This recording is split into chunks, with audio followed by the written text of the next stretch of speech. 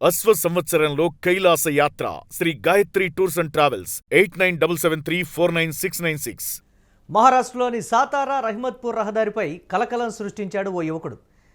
కుక్కలా ప్రవర్తిస్తూ కలకలం రేపాడు. ఆ వ్యక్తి 2 చేతులు మోకాళ్లపై నడుస్తూ నాలుక బయటపెట్టి కుక్కలా ప్రవర్తించడంతో ఒకంత ఆందోళన చెలరేగింది. వాహనాలపైకి దూకడంతో భయాందోళన చెందారు అక్కడి స్థానికులు. ఇక సోషల్ మీడియాలో ఈ వీడియో విపరీతంగా వైరల్ అయినటువంటి పరిస్థితి ఉంది. ప్రజలు తీవ్ర భయాందోళనకు గురైనట్లుగా కూడా తెలుస్తోంది.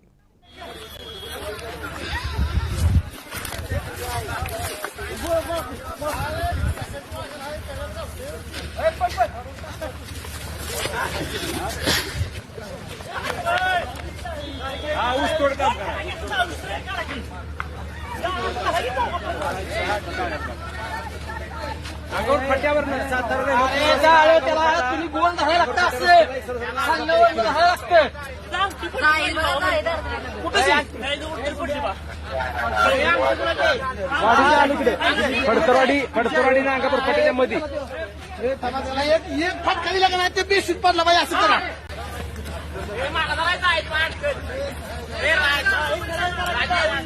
सरळ करायचं सरळ रोड अंगावर फट्यापासून उभा करा उभा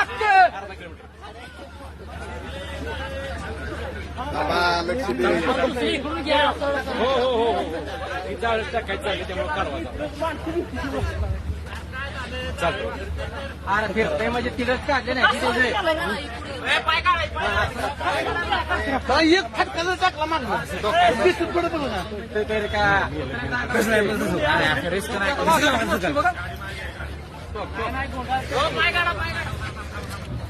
कुत्रेवाणी गाव वापरते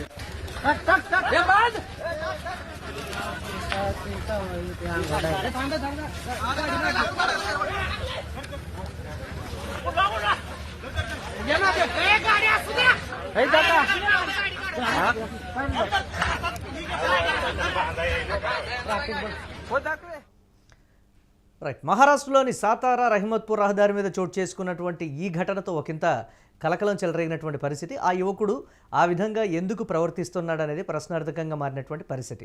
ఆ దారిలో వెళ్ళేటువంటి వాహనాలపైన మోకాళ్లతో కుక్కల నాలుక బయటపెట్టి ఆ యువకుడు వాహనాలపైకి దూకడం, వారి మీద ఆ దారిలో వెళ్ళేటువంటి వారి మీద దాడి చేయడం కావచ్చు, ఇతరత్ర అన్నీ చోటు చేసుకునేటప్పటికీ స్థానికంగా కలకలం రేగింది. అధికారులకి ఇమ్మీడియట్గా కూడా ఇన్ఫామ్ చేసి మనం యూటీవీ స్క్రీన్ మీద ఎక్స్క్లూజివ్గా చూస్తున్నాం.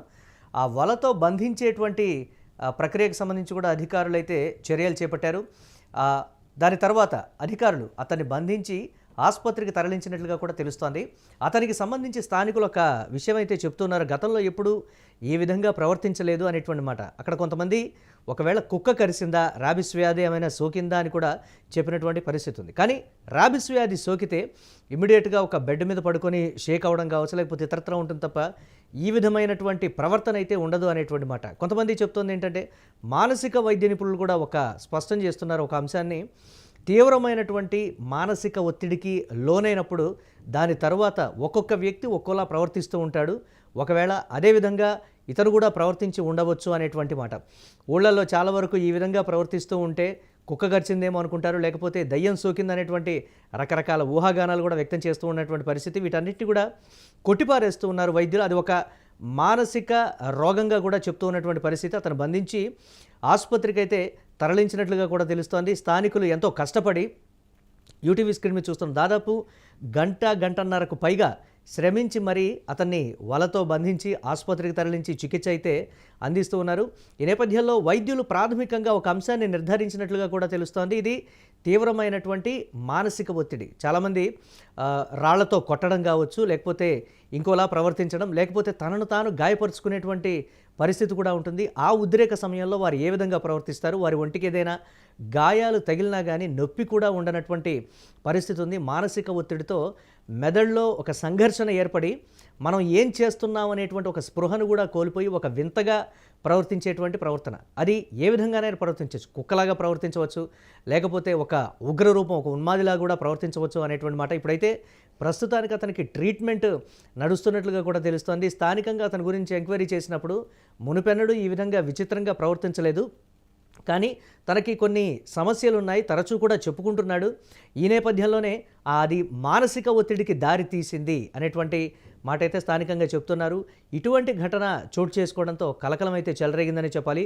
ఆ దారిలో మనం చూస్తున్నాం, అటు ఇటు రెండు వైపులా కూడా వాహనాల్ని నిలిపివేశారు. ఎందుకంటే అటు ఇటు వెళ్ళేటువంటి వాహనాల మీద అతను దాడి చేయడం కావచ్చు, వెళ్ళే అవతల వాళ్ళని కరిచేటువంటి ప్రయత్నం, లేకపోతే ఇలా రక్కేటువంటి ప్రయత్నం కూడా తను చేశాడనేటువంటి మాట ఇమ్మీడియట్గా పోలీసులకి ఇన్ఫామ్ చేయడంతో అధికారులు అక్కడికి చేరుకొని యూటీవీ స్క్రీన్ మీద ఎక్స్క్లూజివ్గా చూస్తున్నాం. ఆ సర్కిల్లో ఉన్నటువంటి ఆ వ్యక్తిని బంధించడానికి సంబంధించి వల కూడా తీసుకొని వచ్చి అతను బంధించేటువంటి ప్రక్రియకి సంబంధించి వారు చర్యలు చేపడుతున్నారు. అయితే చాలాసేపు గంటన్నర పాటు శ్రమించి అతన్ని బంధించి ఆసుపత్రికి తరలించి చికిత్స అందించినట్లుగా కూడా తెలుస్తోంది. చూడాలి కుటుంబ సభ్యుల వెర్షన్ ఏ విధంగా ఉంటుంది. నిజంగా వైద్యులు అతన్ని పూర్తిగా పరీక్షించి ఆ విధంగా అతను ప్రవర్తించడానికి గల కారణాలకు సంబంధించి కూడా తెలియాల్సి ఉంది.